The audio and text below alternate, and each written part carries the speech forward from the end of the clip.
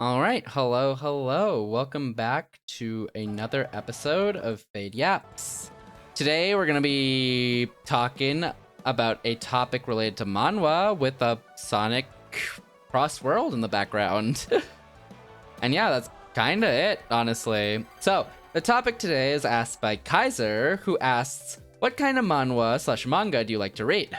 And then the specific points he asks about are what piques your interest, do you enjoy specific genres, how much does the art style influence your enjoyment of the story, and what are your top 4 recommendations? How long have you been reading for? All right, those are a lot of topics to go over. So what kind of manhwa/manga do I like to read? I normally like to read more emotionally oriented manga/manhwa. Manhwas that pretty much depict. Normally I like seeing bad people and then seeing like pretty much the transformation of like this average or good person into like just being turned into a bad person based on circumstances and all like the terrible people around them. For instance, like Boys Abyss and stuff like that. Those ones are like the ones that like really tug emotionally on your heartstring with a really good message to them, like Taco P or Seasons of Blossom. Those are normally what I like to read, but every once in a while I dabble into like fantasy, isekai,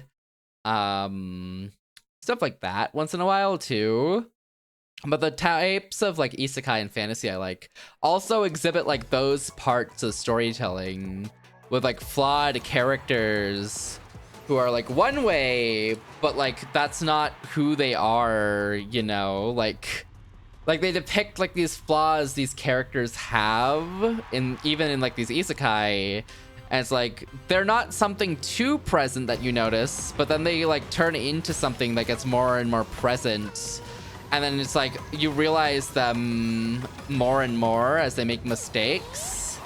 Those are pretty much like those. I really value the characters in a lot of manhwa and manga. So those are normally the things that pique my interest. Stories about like mental health and stuff are always fun in the way that like they're always an interesting read to go through. I think they cover the topic like really well. It depends how well they cover the topic. Like they have to cover the topic well, otherwise I wouldn't like them as much. But if they do cover them well, then I think they're like really, really good, in my opinion. Or tend to be, you know? Those are the ones I lean to because of them. Let's see.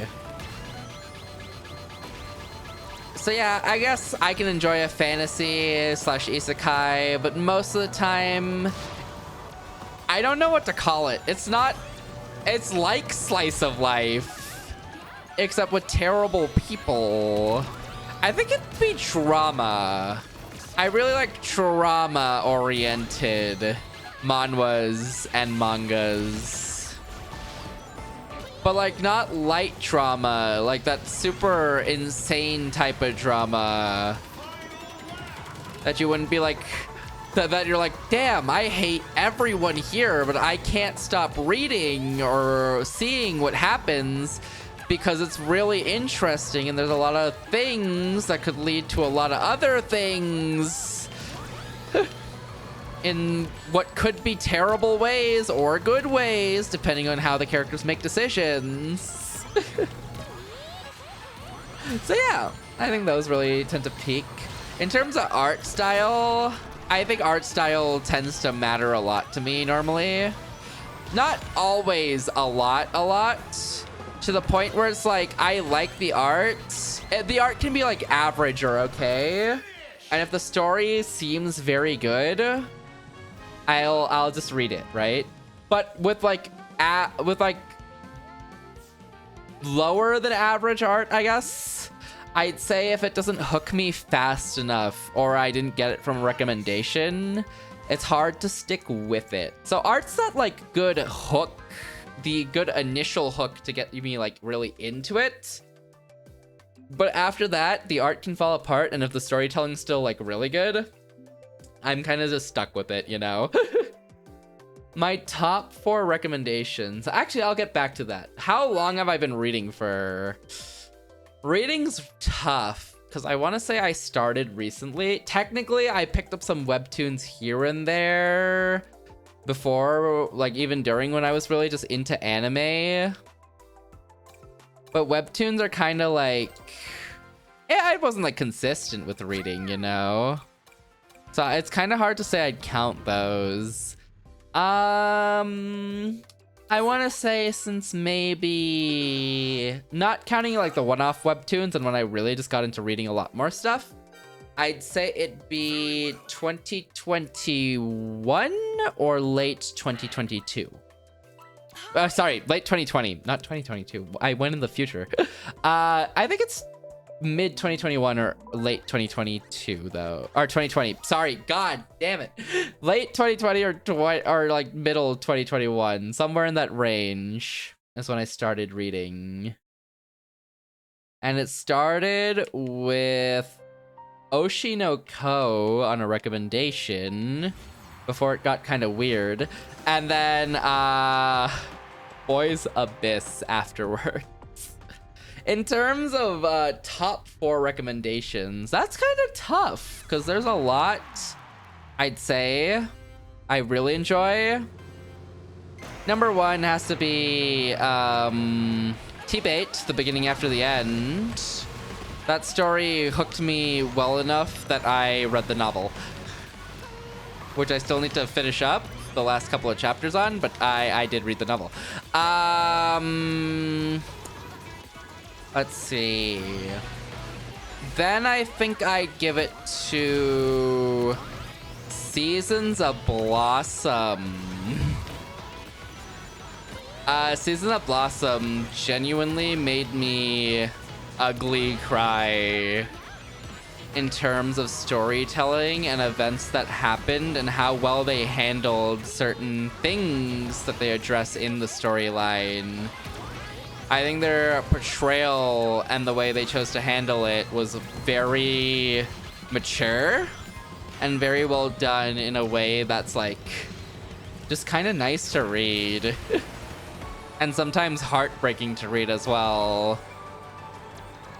I think then I would give it, God, I think it's Omniscient Reader. You're getting a top 5 instead of a top 4, by the way. It's Omniscient Reader because the storytelling's good. The art style keeps improving. There's so much going on and so many aspects to keep track of that it feels more than just a power fantasy regression manga or like a mix of regression manhwa. It's just like it's there and it's like there's so many aspects going on to keep track of. It's really cool. So I give it to that one. Ooh, I said top 5, but I had a 5th in mind and it kind of disappeared. So for the moment, oh, never mind. I don't know. Number 4, I'll give it to Boys Abyss. The ending faults a little, but outside of the ending, I think the entire storyline is really interesting, keeps you captivated like a majority of the time. And there's just so many things. It's a dumpster fire you can't look away from, you know? So I give it to Boys Abyss. I think the storyline behind Boys Abyss is really interesting.